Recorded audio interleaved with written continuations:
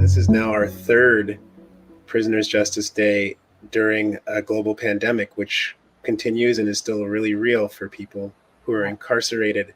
And I wonder if you could also speak to us about the urgency in this particular time for people who are working to get people out and stay out of incarceration. We saw some efforts early on that were successful in getting actually a decarceration in jails and prisons. And I just wonder if you could speak to the continued need of urgency when many people have moved on from COVID, but it's still such a real problem for people who are incarcerated. Yeah, absolutely. I mean, early on in the pandemic, the government were releasing prisoners more so from provincial institutions, and that kind of stopped. I mean, we know that decarceration can successfully be achieved safely without any issues to community safety. So I've been keeping in touch with people that have been locked up during COVID, and the conditions inside are just completely tragic. They spent months and months on lockdowns. They couldn't have fresh air. They couldn't have visits. There were no programs happening. There was little to no work, no education, no volunteers coming in, and at times they had barriers to accessing the phones, and there was huge outbreaks in there. And the healthcare system is just, it's completely broken inside. There's no proper access to healthcare. So people were getting extremely sick, people have been dying, and mental health issues are getting much worse. Rachel, we're about to go to Halifax, but before we leave, could you tell us a bit about your research? Because especially, I think, today where we do such weighty issues and so much tragedy, you're also speaking about another side of women in particular, people in women's prisons. So could you maybe tell us about that before we let you go? Sure. So I decided that I wanted to do my PhD thesis based on my lived experience of the 4 years that I spent in Grand Valley Institution. And one thing that struck me when I started reading literature about people that have been in prisons designated for women is we were always referred to in completely negative terms. There would be pockets of positive literature, but for the most part, we were described as needy, vulnerable victims or manipulative monsters. So I saw a lot of strength inside and people that could overcome difficulty and trauma, that despite all of the CSC restrictions and oppression, we still stood together in solidarity. We helped each other out, shared meals, that sort of thing. And there's so many talented, intelligent people inside, writers, musicians, activists. And so my research is highlighting those strengths and the resiliency and the capacity of prisoners to resist systemic oppression. And basically, what I was saying before is the fundamental of our well-being. Incarceration, having us sit down and not doing anything, not even getting outside to see the sun. We don't get outside till the sun is gone in the evening.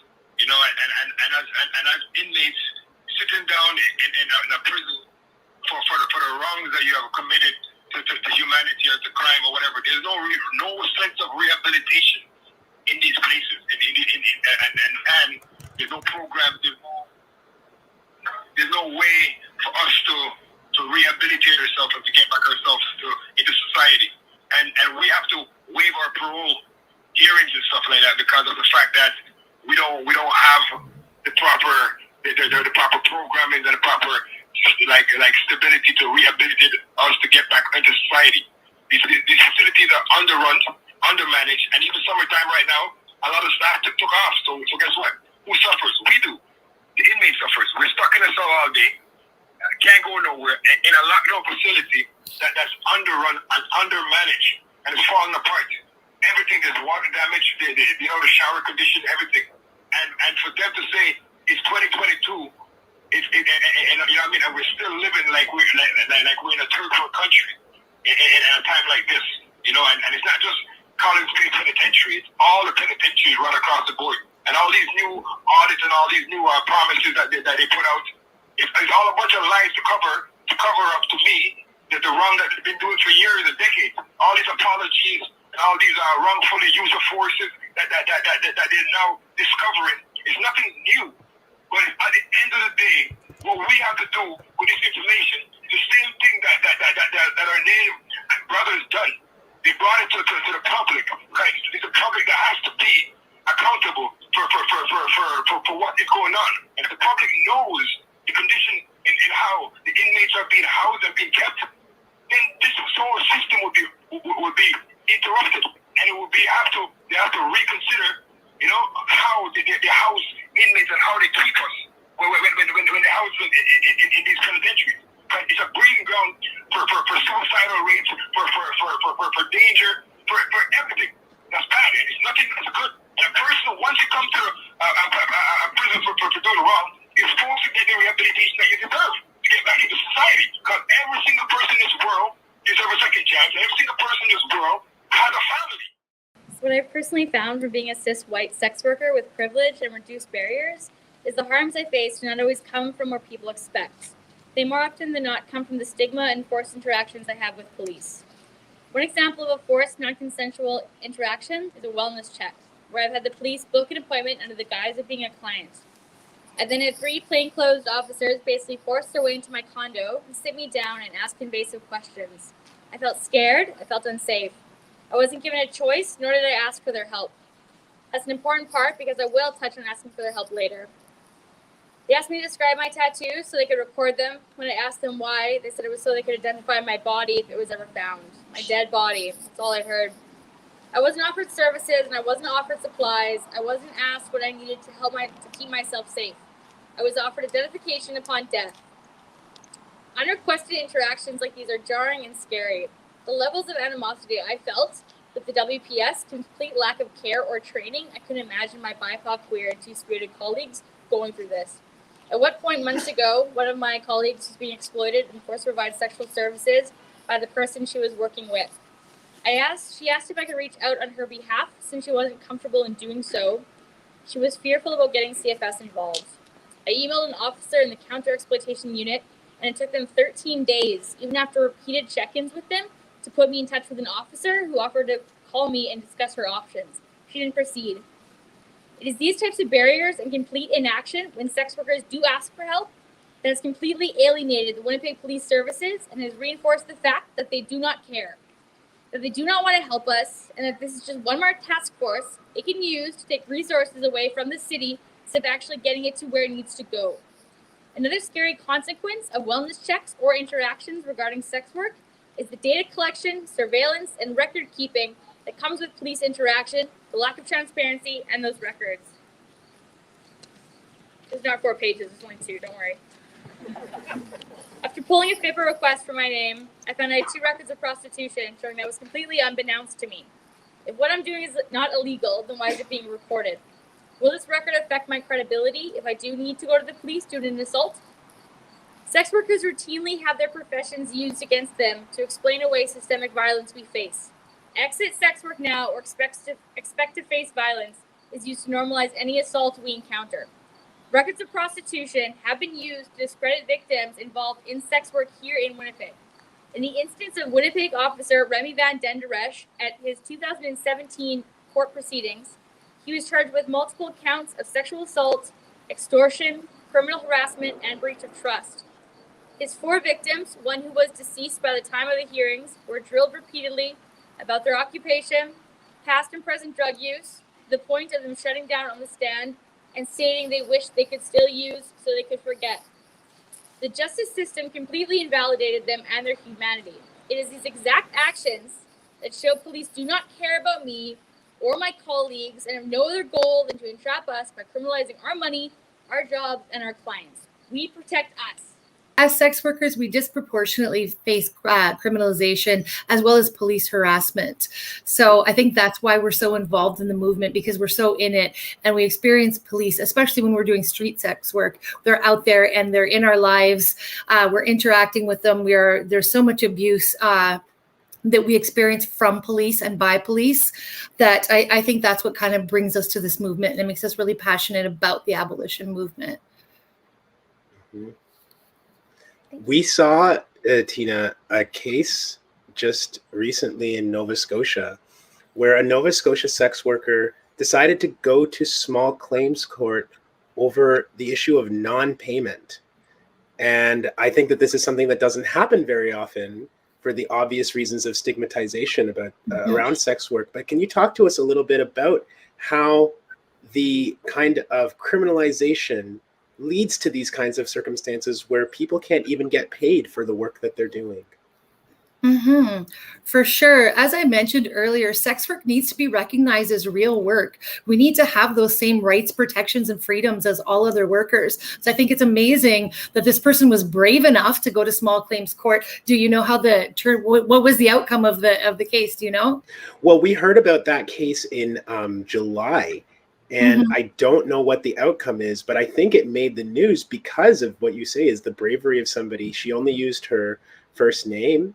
And, she said that the difference between sex work and sexual exploitation is clear. She said she was trafficked at one time. And when you're trafficked, you have no control over who you see, what you do, how much money that you make. But she has tried to now reclaim some of that autonomy for herself. So we're hoping to follow that case and to see what actually happens. For sure. Yeah. There is no protection when you're a sex worker. If you get sick, you have there's nothing to cover. You literally can't work. There's no labor laws. We're often working, especially those who do stripping, in very dangerous exploitative situations where you have because of the stigma, you have no repercussions. Like there's nothing you can do to protect yourself in that sense. So we really, really need to be protected as workers. Sex work is valid. People choose to do sex work. Very different from being human trafficked or a victim of human trafficking. If sex work is a choice, you need to be able to pursue your rights and your freedoms as a worker.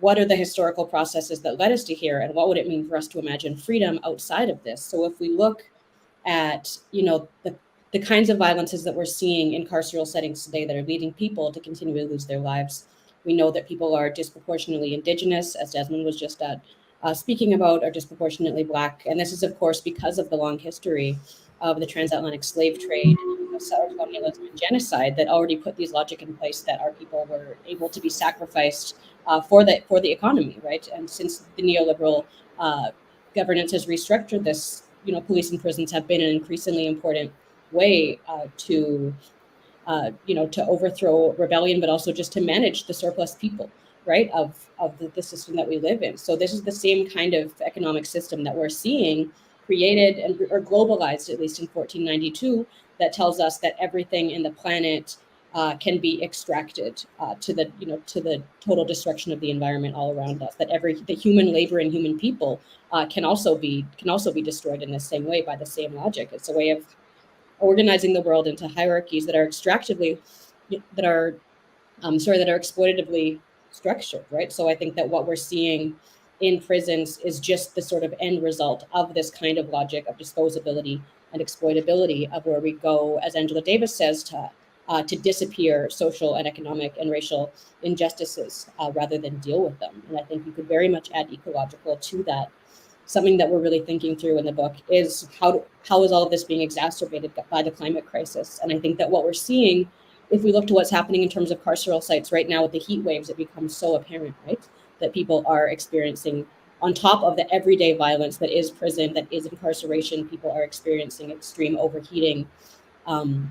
So that same logic that, BLM has talked, UK has talked about Black people as being first to die, prisoners, Black, who are disproportionately Black, Indigenous, Latinx, migrants, are again people who are the most vulnerable to things like heat waves that are so disastrous. And I know, Elle, you've talked about this actually in many of your columns in the past as well. So those are a few of the ways. I think that we can think about how all of the many violences that have been organized in our society for 500 years are really brought to the forefront today. But I also think that it's so important.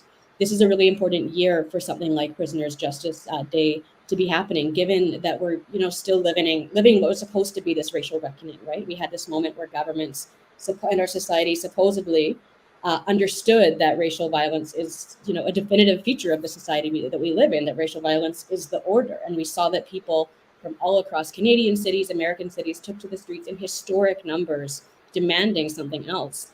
And we even saw that people could be released, that prisoners could be released, that people in jails and immigration detention centers could be released. It showed us that there's nothing normal or natural about what needs to be. But at the same time, we saw the institutions of policing, of prisons, at the same time, just sort of tighten their grip. And we saw really a rejection of the massive social movements that happened and of course are still happening in people's minds and, and in communities all the time, right? So I think we're at a really important time of organizing because we saw that something else is possible. And we saw that many people believe in the idea that there could be a world without police, without policing, without prisons. Even if the institutions have not responded and our so-called democratically elected leaders have not responded adequately to that, we know that there's a real desire. And now I think a much more widely disseminated understanding that we actually could live differently, that people should not at any time be living and dying in cages across Canada, in the United States, anywhere in the world. I'm here to talk about the Tracking Injustice Project and what the public knows about police-involved deaths and deaths in carceral institutions in so-called Canada is notoriously limited. And by carceral institutions, I mean jails, remand, pretrial detention, prisons, immigration detention centers, and forensic psychiatry centers. Carceral and policing institutions in Canada have notoriously lacked transparency and also have intentionally obfuscated information on deaths they've caused. Because of the lack of transparency and accountability of policing and carceral institutions, I want to acknowledge also that there have been many vital grassroots initiatives led by families of people who have been killed by police or who have died inside institutions, aiming to track the deaths caused by state violence. But it remains that there are still a lot of basic questions unanswered. And countries like the United Kingdom and Australia provide every year comprehensive government mandate, or there are comprehensive government mandated bodies who are tasked with publicly reporting all police-involved deaths or deaths in custody, providing analysis and context each year. And in Canada, we don't have such a body.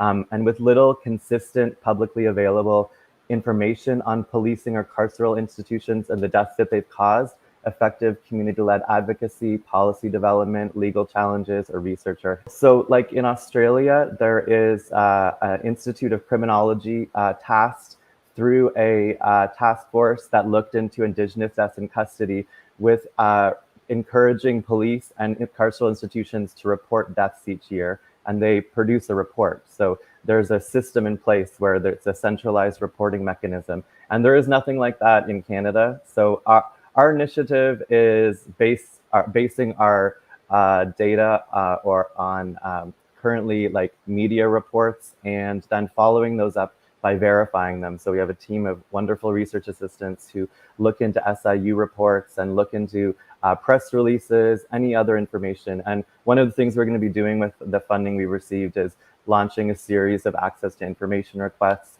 looking at coroner's reports, and also verifying those with other accounts that we have out there. We also are going to include a feedback mechanism for communities to engage with the data. We'll be doing a series of consultations with various different communities and looking at ways that we can kind of verify community accounts and also acknowledge that official records of deaths may miss really vital and important information. And as you leave the broadcast, I am also going to be leaving, and I'm going to say a little bit about why. I mentioned I was here in the UK, and the second I touched down, I began having extreme dental and jaw pain. Unlike people who are migrants in Canada, I was able to access emergency care here in the UK without citizenship, which was completely free. So we know that that is actually possible.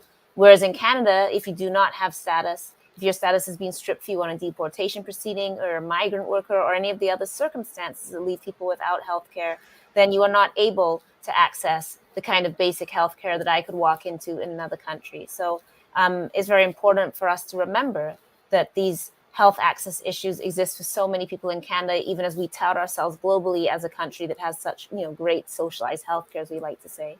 And that is also, of course, true for people in prisons. Health complaints are now by far the leading complaints coming to anyone who runs a complaint line, the OCI investigator. Wherever there's investigation into prison complaints, health complaints have absolutely exploded. And of course, that includes dental complaints. And I can tell you, and anybody else who's listening knows this, that the pain that you experience when you're having dental is just beyond everything. Nothing touches it. No drugs touch it. I couldn't lay down. I couldn't sleep. Nothing.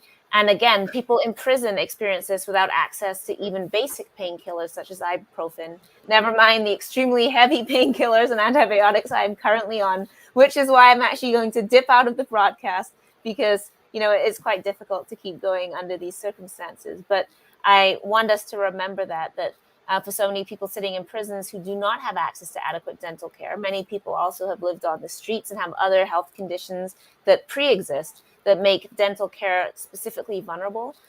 We have people, of course, leaving prisons with missing teeth. That's a huge sign of stigma as well in society. We know that when you don't have access to dental care, whether that's because you live on a reserve or you live in poverty or you live on the streets, or you live, whatever your circumstance is, it becomes a social marker of the fact that, you are not one of the in class, like you can't afford this dental care. And it's a marker right in your mouth. And of course, this is happening to people in prisons and jails all over where they simply cannot access this basic care.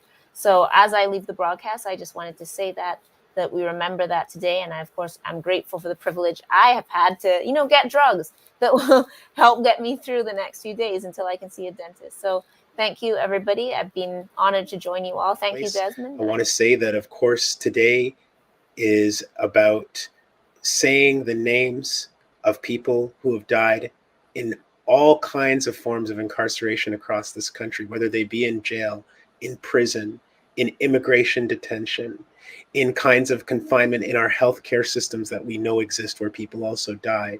We are here today to acknowledge all those who've perished since the last time that we gathered.